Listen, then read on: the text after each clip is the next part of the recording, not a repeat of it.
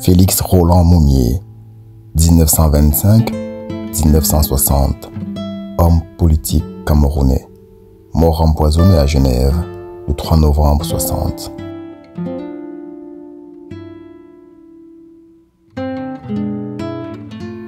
Ernest Ouandié, 1924-1971, homme politique camerounais, fusillé le 15 janvier 71 à Bafoussam. Marthe Ekemeyong Moumié, 1931-2009, femme politique camerounaise, assassinée le 9 janvier 2009 à Ebolowa.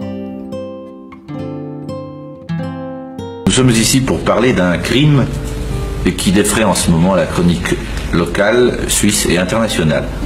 Monsieur Ernest Ouandié, en tant que vice-président de l'Union des populations camerounaises, pouvez-vous nous refaire la chronologie du crime qui a eu pour victime monsieur Félix Moumié, mort à Genève le 3 novembre? Oui, le 2 octobre 1960 est arrivé à Genève Félix Roland Moumié, président de l'Union des populations du Cameroun, dans le but d'effectuer une mission politique pour notre parti. Mission qu'il avait effectivement effectuée, puisqu'il devait déjà, à partir du 8 octobre, rentrer à Accra s'il avait pu trouver une place dans un avion. Malheureusement, grâce à un malheureux concours de circonstances, il ne lui a pas été possible de trouver cette place. Il a donc dû remettre son voyage à plus tard, c'est-à-dire au 16 octobre. Mais entre-temps, à la suite de multiples contacts qu'il a eus, il devait, à partir du 14 octobre, se plaindre de maux qui devaient se révéler à la suite, comme les premières manifestations des symptômes de l'empoisonnement qui devait lui coûter la mort. Cet empoisonnement a été perpétré dans quelles circonstances? Le savez-vous? Ça, je dois vous avouer que pour le moment, je ne sais dans quelles circonstances il a été empoisonné au thallium, puisque c'est le nom qui a été retenu. Oui, la presse a parlé en particulier d'un repas au cours duquel, après lequel Félix Moumié a commencé à ressentir des douleurs. Pensez-vous que cette version soit exacte? Comme vous, moi j'ai aussi lu dans la presse beaucoup de choses sur ce fameux repas du 13 octobre. Mais vous n'en savez pas davantage? Mais je ne suis pas plus avancé que vous. C'est cela.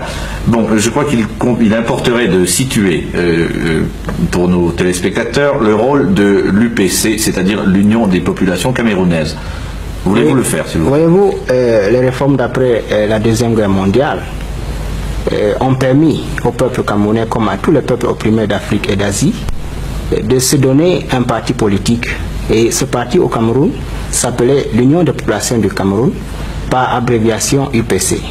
Quelle est la tendance de l'UPC? L'UPC était et demeure un mouvement franchement anticolonialiste et je dirais anti-impérialiste.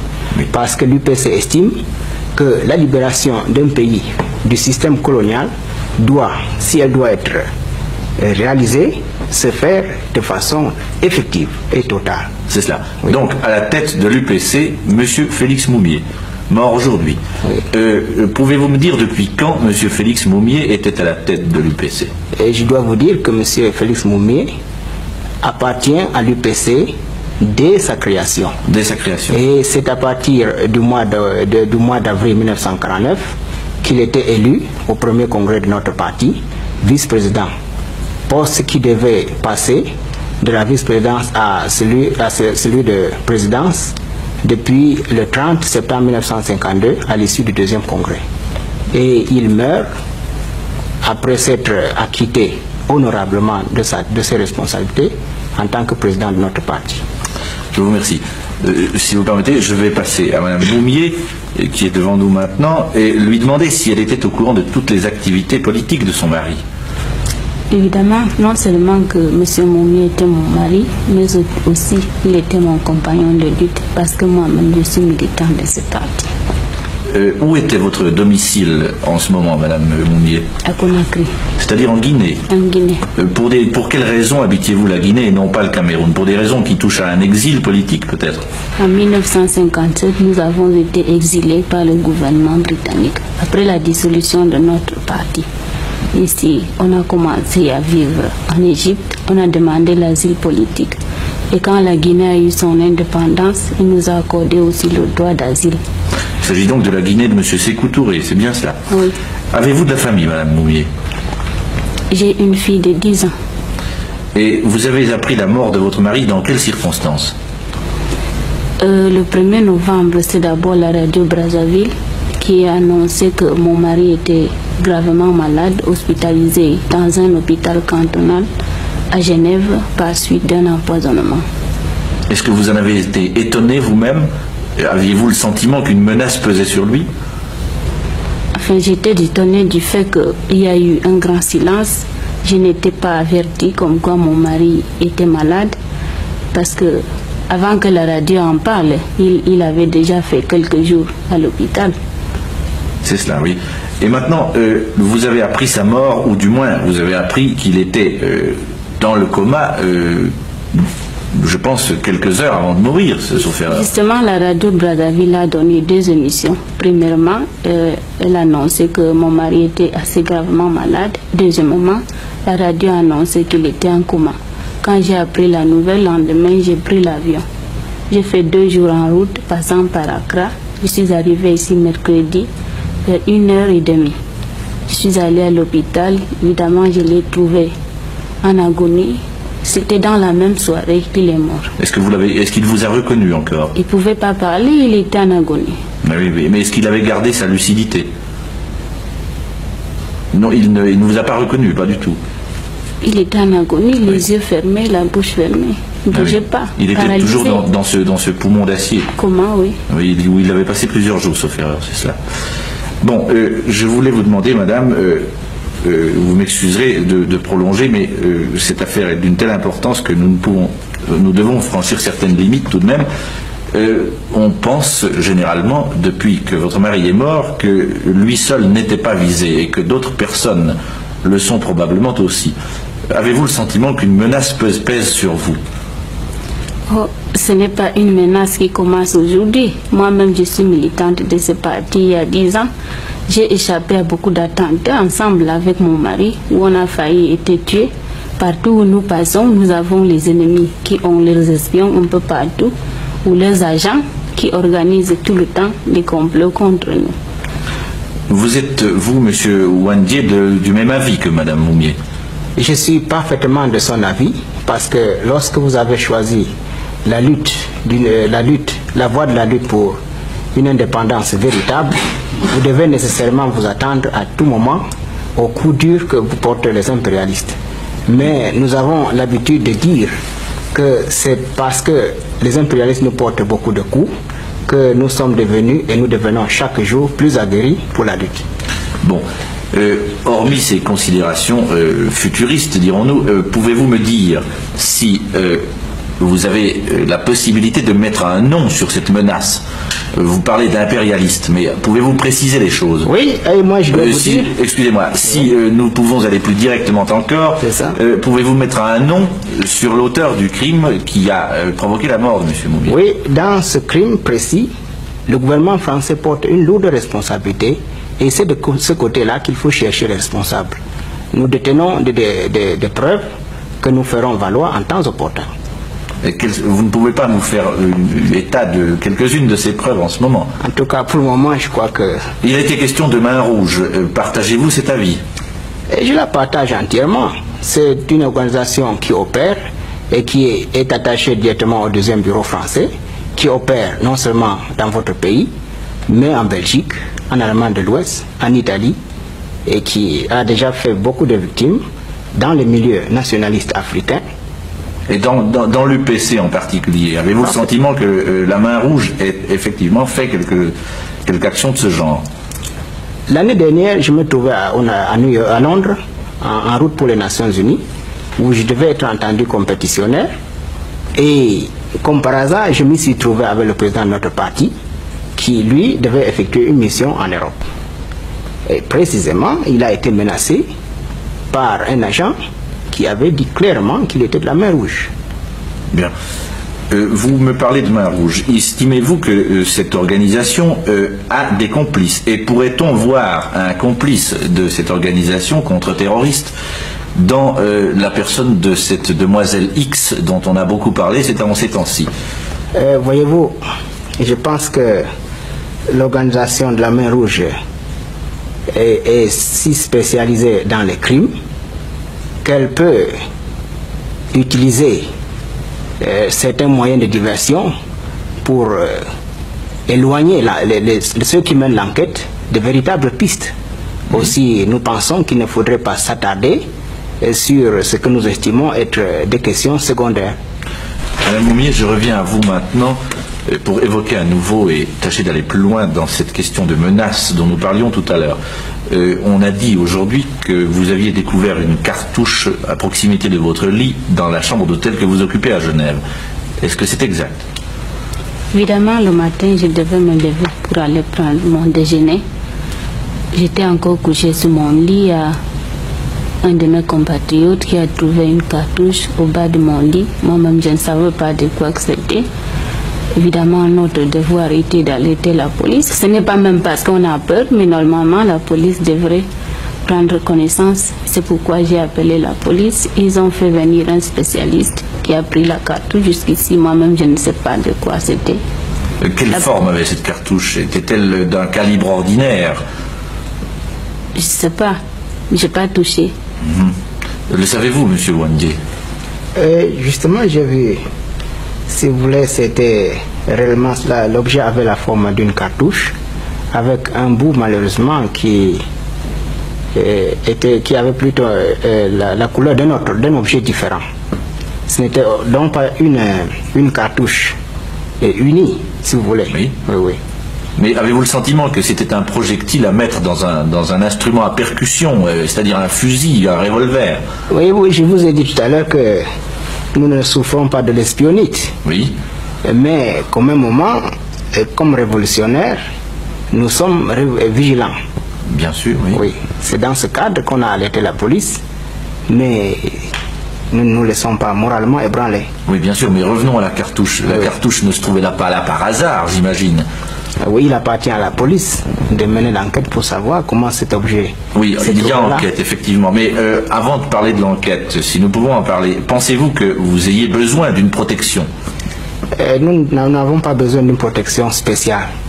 Qu'entendez-vous par protection spéciale? Parce que il nous a été proposé hier une protection spéciale. Il nous a été proposé une protection spéciale. C'est-à-dire par agent civil? Oui, agent civil qui devrait venir et rester devant notre chambre jour et nuit. On vous l'a offert? Oui, on nous l'a offert hier, nous l'avons décliné parce que nous estimons que notre passage en Suisse ne doit pas imposer des heures supplémentaires aux agents de la police. Dès lors que, comme tous les autres citoyens, nous bénéficions déjà de la protection générale. Mais je veux bien, mais ce qui vient de se passer avec votre président, M. Félix Moumié, pourrait vous arriver aussi. Ne parlons pas de malheur, mais j'imagine que vous n'êtes tout de même pas des citoyens ordinaires. Et à ce titre-là, on peut un peu s'étonner que vous décliniez la protection de la police quand elle vous est offerte. En tout cas, nous préférons que la police nous protège à distance. C'est cela, avec un peu de discrétion. Oui, c'est ça. Maintenant, estimez-vous qu'il soit possible que l'enquête fasse la preuve exacte des responsabilités dans le crime dont nous avons parlé? Tout dépend de la manière dont cette enquête sera conduite. Vous voulez dire par là qu'il pourrait y avoir certaines interférences d'ordre politique, j'imagine? Ce sont là nos craintes. Ce sont vos craintes. Oui. Et encore une fois, pouvez-vous désigner la nature de ces craintes et ce qui vous les inspire un peu? Ah, vous savez, ce n'est pas le premier crime de ce genre qui a été commis. Mais enfin, qui pensez-vous qu'intéresse la conduite de cette enquête dans l'impasse? Bon, le gouvernement français a intérêt à ce que le silence le plus complet soit fait autour de cette affaire. Oui, mais enfin, crime il y a. Il me semble qu'on doit quand même établir des responsabilités. Parfaitement. Et c'est pourquoi nous disons que ceux qui sont chargés de l'enquête devrait se placer au-dessus des considérations politiques et partisanes. Mais justement, mais vous parlez du gouvernement français comme s'il était à Genève, le gouvernement français. Vous êtes en Suisse, monsieur Ouandié. Oui, je comprends parfaitement, mais vous n'oubliez pas qu'il y a les relations d'État à État. Ah bon? Oui, oui. Bon, ceci est un terrain assez particulier sur lequel nous n'avons pas à nous aventurer. C'est ça. Je crois qu'il serait peut-être utile maintenant de vous poser la question suivante. Pouvez-vous nous préciser le sens de la mission que M. Félix Moumié venait effectuer en Suisse? M. Moumié Félix venait effectuer en Suisse une mission politique. De quelle nature? Eh bien, une mission politique de propagande, d'information auprès de l'opinion publique de Suisse, parce qu'à un moment donné, nous avons cru qu'on pouvait donner un certain contenu à la neutralité dont se réclamaient les autorités helvétiques. Et vous dites bien que vous y aviez cru, et aujourd'hui? Je ne dis pas que... En tout cas, nous y avons cru. Je préfère m'en tenir là. Bien. Que va devenir maintenant l'UPC, maintenant qu'elle est décapitée, que son chef a disparu? Vous savez, l'assassinat d'un chef politique n'a jamais résolu une crise politique. C'est certain. Bon, c'est un fait que le peuple camerounais ressent douloureusement la perte d'un de ses guides, mais à la longue, le peuple camerounais se dit qu'il a perdu un chef, mais que la lutte continue. C'est-à-dire que la relève est là et que vous êtes un élément de cette relève vous-même. Oh oui, nous avons des cadres qui sont sur place.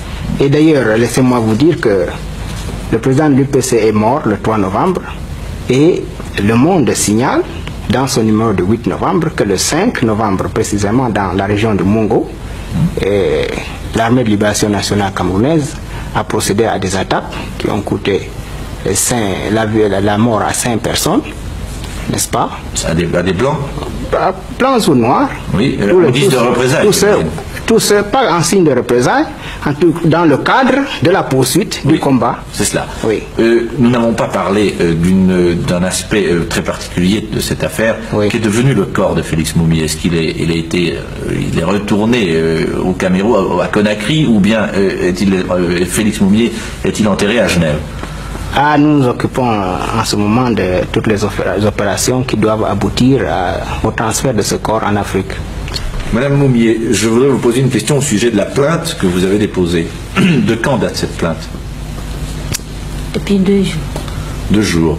Et est-ce que c'est cette plainte qui a motivé l'enquête dont nous avons parlé? Ou l'enquête était-elle en cours auparavant déjà? Il paraît qu'avant notre arrivée, la police avait déjà ouvert l'enquête. C'est cela. En somme, maintenant, vous vous êtes constitué partie civile. Et votre avocat est, sauf erreur, Maître Vergès.